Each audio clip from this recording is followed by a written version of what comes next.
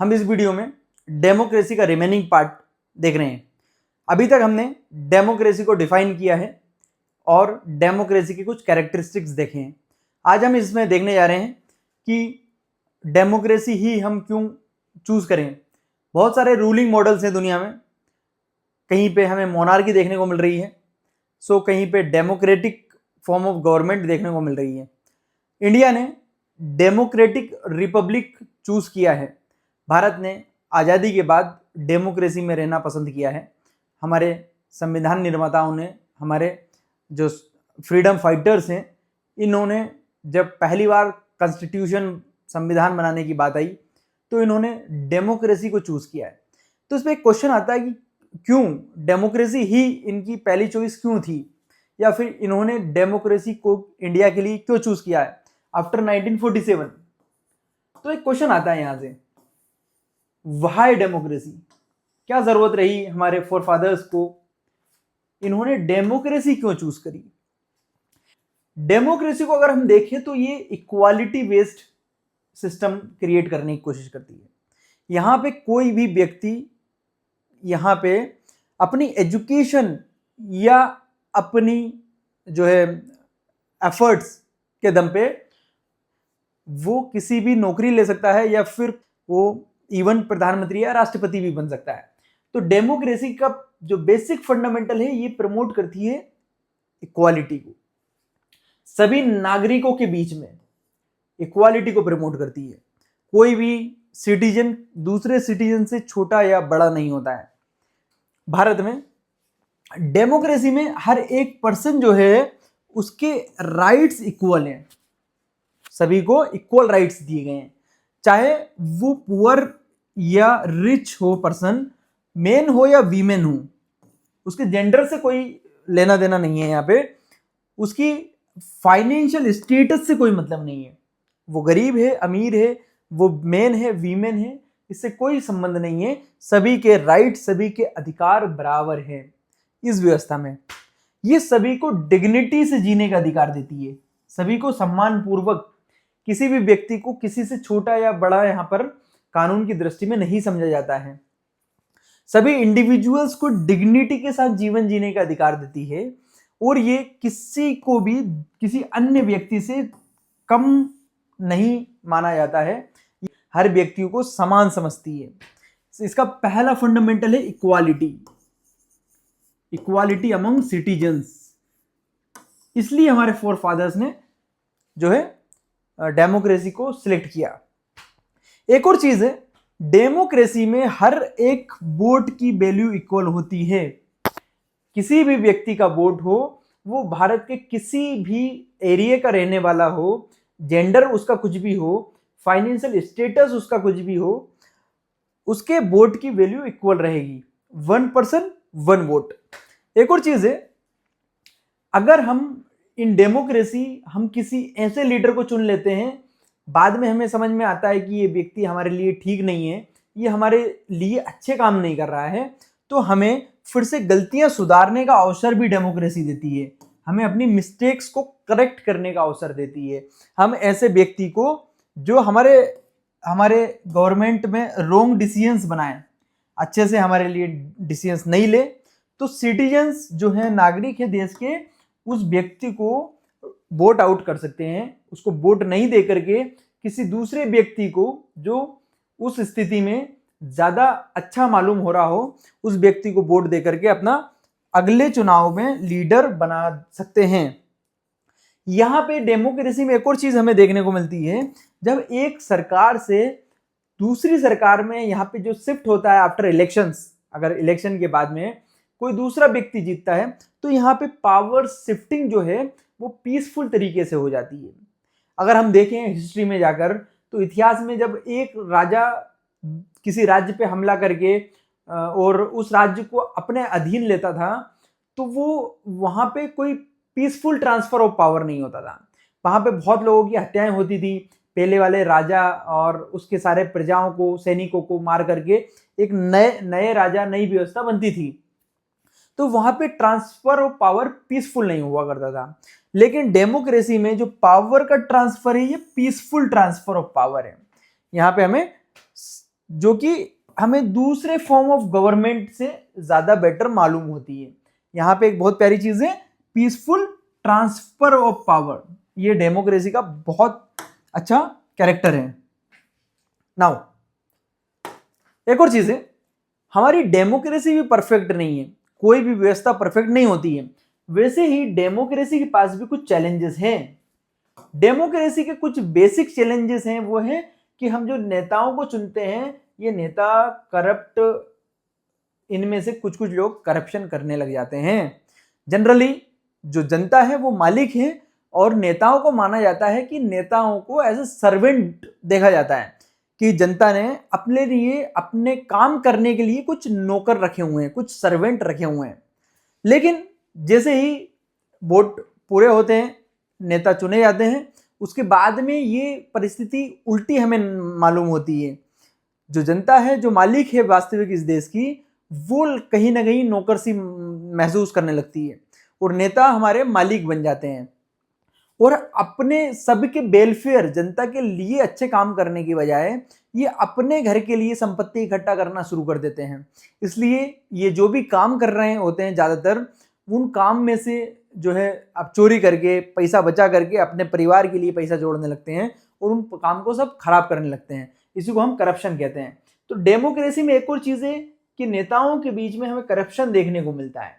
एक और बड़ी चीज़ है कि यहाँ पे डिसीजन मेकिंग ना स्लो होती है। किसी भी चीज़ पर अगर डिसीजन लेना है, तो यहाँ पे एक जो है पूरा संसद या विधानसभा, जस्ट लाइक पार्लियामेंट और स्टेट लेजिस्लेचर, बहुत सारे लोग मिलकर डिसीजन लेते हैं। लॉ मेकिंग पूरी एक कमेटी करती है, इसलिए यहाँ पे डिसीजन मेकिंग स्लो हो जाती है। डिसीजन मेकिंग यहाँ पे स्लो हो जाती है। एक और चीज है, यहाँ पे इक्वालिटी हमारा कॉन्स्टिट्यूशन प्रोवाइड करता है। डेमोक्रेटिक सिस्टम ही इक्वालिटी प्रोवाइड करता है, 1 पर्सन 1 वोट से। बट हमें देखने को मिलता है कि देश में एक ऐसे देश में भारी इनक्वालिटी देखने को मिलती है सिटीजन्स में। कुछ नागरिक बहुत ज्यादा अमीर होते हैं, कुछ नागरिक बहुत ज्यादा गरीब होते हैं। कुछ नागरिक इतने गरीब होते हैं कि वो अपनी रोटी, कपड़ा और मकान की व्यवस्था भी स्वयं से नहीं कर पाते हैं। कुछ नागरिक इसमें इतने अमीर होते हैं जो 5, 10, 15, 20 करोड़ रुपए रोज का भी सेव कर रहे होते हैं। तो यहाँ पे सिटीजन्स के बीच में इनइक्वालिटी, असमानता बहुत बड़े मात्रा में होती है। यहाँ पे एक और चीज है कि बहुत बार हम देखते हैं कि हमारे जो इलेक्टेड लीडर्स हैं, जिन लोगों को हम चुन करके लाते हैं सरकार में, ये भी बहुत बार हमारे लिए, जनता के लिए, वेलफेयर के लिए, उनके भले के लिए काम नहीं कर रहे होते हैं। वो अपने परिवार, अपने करीबियों के भले के लिए काम करते हुए हमें दिखाई देते हैं। ये भी एक डेमोक्रेसी का नेगेटिव पॉइंट है, या फिर डेमोक्रेसी का चैलेंज है। हम देखते हैं यहाँ पे जो रिच और पावरफुल लोग हैं, जो शक्तिशाली लोग हैं, जो पैसे वाले लोग हैं, ये इलेक्शंस को इन्फ्लुएंस कर देते हैं, हमारे चुनावों को प्रभावित कर देते हैं। वो पैसे से वोटर्स को डिस्टर्ब कर देते हैं, या फिर उनको पैसे बांट करके, कुछ सामान बांट करके, जो कि हम लगभग हमारे चुनाव की प्रक्रिया में देखते ही हैं कि नेता जो है, जो अमीर है, वो पैसे बांट करके अपने वोटर्स को जो है डिस्टर्ब, या फिर उन्हें अपने फेवर में करके वोट लेकर के वहां पे नेता बन रहा होता है। तो ये रिच और पावरफुल लोग हैं, वो इन्फ्लुएंस कर देते हैं इलेक्शंस को, और इवन इलेक्शंस को ही नहीं, फिर वो अगर वो पैसा बांट करके नेता बना हुआ है कोई व्यक्ति, फिर ये पॉलिसीज को, लॉस को अपने फायदे के लिए, उनके स्वयं के फायदे के लिए, उनके परिवार के फायदे के लिए इस तरीके की कानून या पॉलिसीज बनाएगा जिससे उस पार्टिकुलर परिवार को, उस नेता के परिवार को या उसके करीबियों को जो है फाइनेंशियल लाभ हो, उनको फायदा पहुंचे पैसे से। सो ये हमारी पॉलिसीज को भी इन्फ्लुएंस करते हैं। वो पॉलिसीज जो बनने जा रही है, वो जनता के हित में नहीं बनते हुए, वो एक परिवार या एक जो करीबियों के हित में बनने लगती है। जबकि हमें देखते हैं कि डेमोक्रेसी हमें इन सभी चैलेंजेस से बाहर निकलने के लिए कुछ टूल भी देती है। सबसे बड़ा टूल है अवेयरनेस।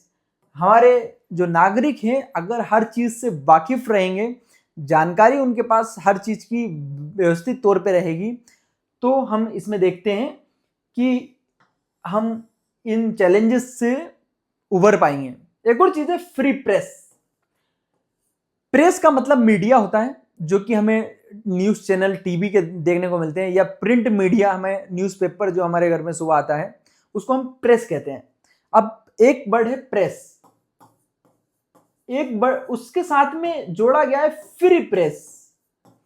अब ये फ्री प्रेस क्या चीज है? प्रेस तो हमें समझ में आता है न्यूज़पेपर है, या फिर जो न्यूज़ है जो टीवी प्रोवाइड करती है वो प्रेस है। देन फ्री क्या चीज है? फ्री प्रेस का मतलब क्या हुआ? फ्री प्रेस मतलब ऐसी प्रेस जिसपे किसी व्यक्ति विशेष का या किसी पार्टी का, किसी नेता का या किसी जो है बिजनेसमैन का उस पर इन्फ्लुएंस ना हो। वो प्रेस है, वो फ्रीली जो चीज वास्तविक है, देश में हो रहा है, घटनाएं, उनको वास्तविक एज इट इज दिखा पाए। वो किसी के प्रभाव में आके न्यूज को किसी के फेवर में चेंज ना करे, ऐसी न्यूज को कहते हैं free press, right. So free press भी एक इसका टूल है। अगर हमारी प्रेस फ्री है तो डेमोक्रेसी में ये चीज देखने को मिलती है कि ये चैलेंजेस से हम ओवरकम हो सकते हैं। एक और चीज है वोटिंग, फ्री वोटिंग। सभी नागरिकों को अपने मन से वोटिंग करने का अधिकार पर्याप्त रूप से मिले तो इसमें भी हम देखते हैं कि इन चैलेंजेस से बाहर निकल सकते हैं। वो जो व्यक्ति उनके वेलफेयर के लिए काम नहीं करेगा, जो नेता उनके लिए काम नहीं करेगा, अच्छा नहीं होगा, उसको वो वोट आउट कर सकते हैं, उसको हटा सकते हैं। एक और चीज है active participation of citizens. Citizens का जो पार्टिसिपेशन है, उनकी भागीदारी है, वो सुचारू रूप से हो, वो ज्यादा मात्रा में हो, सिर्फ वोट तक सीमित ना हो। ऐसा नहीं समझे कोई भी सिटीजन कि हमारा सिर्फ वोट डालने तक ही हमारा काम है, वोट डालने के बाद नेता का काम है देश चलाना। नहीं, हमें वो हमारे नौकर हैं। जो जनता है देश की, वो मालिक है। अब हम अगर किसी को काम पे घर पे रखते हैं, अपने काम वाले को घर पे रखते हैं, तो उसको अगर हम कुछ पैसे देते हैं, फॉर एग्जांपल हमने किसी अपने काम पे कोई वर्कर रखा हुआ घर पे, हम उस सर्वेंट को 100 रुपए देते हैं बाजार से सब्जी लाने के लिए, वो फॉर एग्जांपल 40 रुपए की सब्जी लाता है, तो बचे हुए 60 रुपए का हम उससे हिसाब लेते हैं, हम उससे सारी जानकारी लेते हैं कि जो चीजें लेकर आए हो वो किस रेट में मिली थी, और जो अगर वो खराब और सड़ी चीजें ले आता तो हम उसको वहीं पे टोकते भी और अगली बार वैसा नहीं करने को कहते भी हैं। और वो जितना पैसा बचा करके लाता है उसको हम दोबारा ले लेते हैं उससे। लेकिन हम जो नेताओं को चुनते हैं और इनको हम टैक्सेस के रूप में फंड देते हैं, पैसा देते हैं, वो कहाँ पे खर्च हो रहा है, वो अच्छी क्वालिटी का काम हो रहा है, नहीं हो रहा है, हम उनसे किसी प्रकार का अकाउंटेबिलिटी ले ही नहीं पाते हैं। हमारे वो नौकर ढंग से हमें जो है इस चीज की जानकारी दे ही नहीं पाते हैं कि हमने जो उन्हें पैसा दिया है उस पैसे का उन लोगों ने किया क्या है। तो एक और चीज है कि एक्टिव पार्टिसिपेशन ऑफ सिटीजन्स। अगर सिटीजन्स अवेयर रहेंगे तो उनका पार्टिसिपेशन भी एक्टिव रहेगा। यहां पे है कि हमारी डेमोक्रेसी में हमारे सिटीजन्स का क्या रोल है, नागरिकों की क्या भूमिका है, हम लोगों का क्या रोल है डेमोक्रेसी में।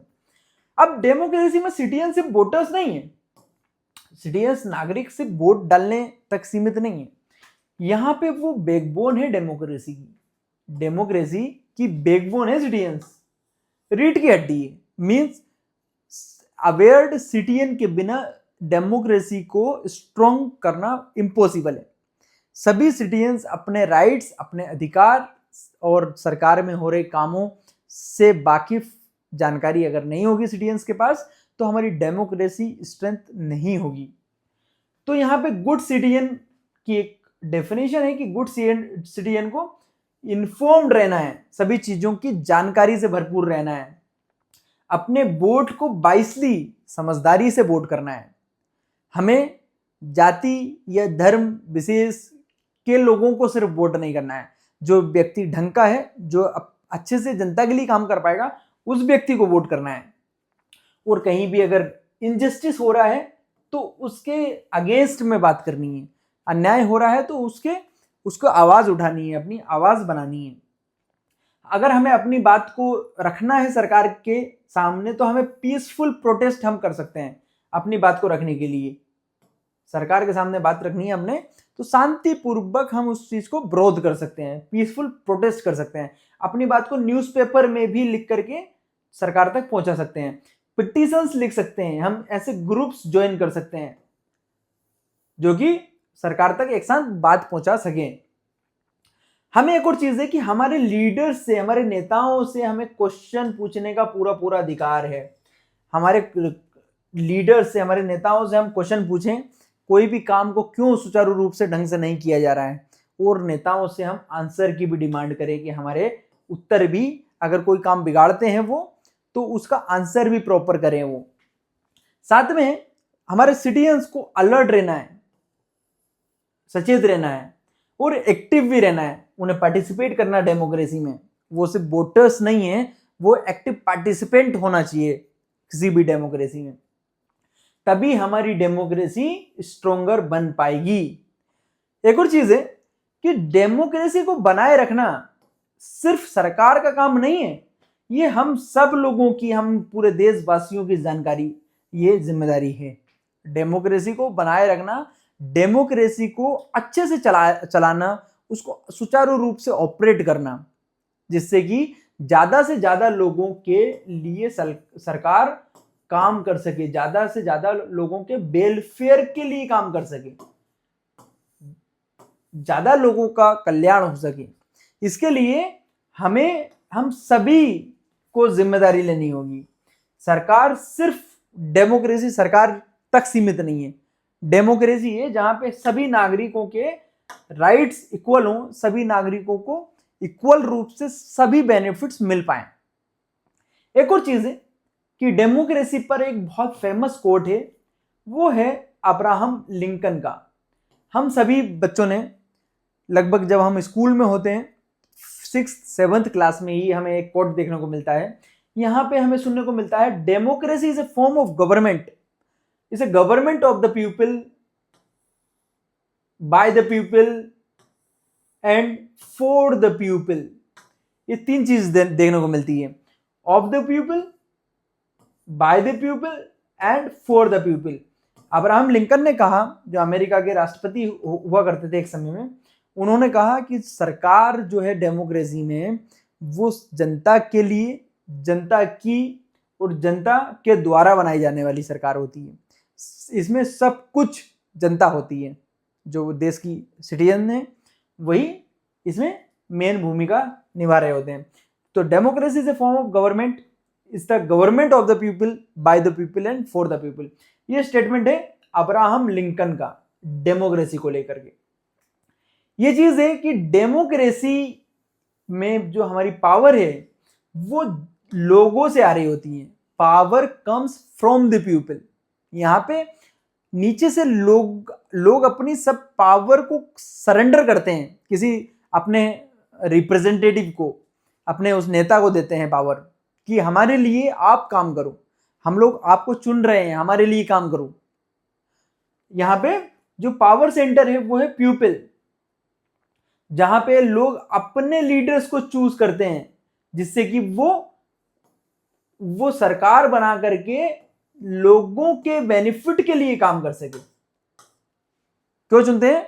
जिससे कि सरकार बना के वो लोगों के बेनिफिट के लिए काम कर सके। तो हमने यहां पे डेमोक्रेसी में देखा डेमोक्रेसी क्यों जरूरी है, हमने वो चीज देखी।